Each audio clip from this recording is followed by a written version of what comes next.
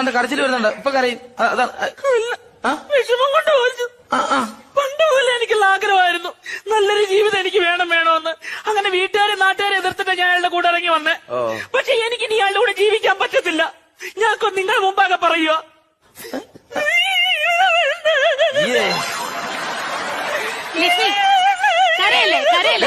സമാധാനമായിട്ട് കാര്യം പറ. ലക്ഷ്മി വീടല്ല അത് മനസ്സിലാക്ക്. എനിക്ക് അറിയാതെ കാര്യം നിനക്ക് എന്തെങ്കിലും പറയാനുണ്ടെങ്കിൽ പറ. കാര്യം പറ.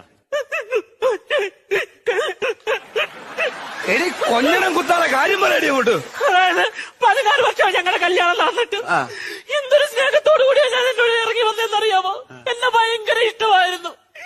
എന്ത് ഞാൻ ചോദിച്ചാലും കൃത്യമായിട്ട് എനിക്ക് മേടിച്ചിരുന്ന വ്യക്തിയായിരുന്നു. പക്ഷെ ഇപ്പം ഒരു പൊട്ടിന്റെ ഉരുപ്പടി മേടിച്ചേർത്തില്ല, അറിയാവോ? തിന്നിട്ടില്ലെന്ന് പറയരുത്. ഇന്നലെ മേടിച്ചത് പുട്ടിന്റെ അരിപ്പൊടി. പുട്ടിന്റെ അരിപ്പൊടി അല്ല, ഒരു പൊട്ടിന്റെ ഉരുപ്പടി മേടിച്ചിട്ടില്ലെന്ന്.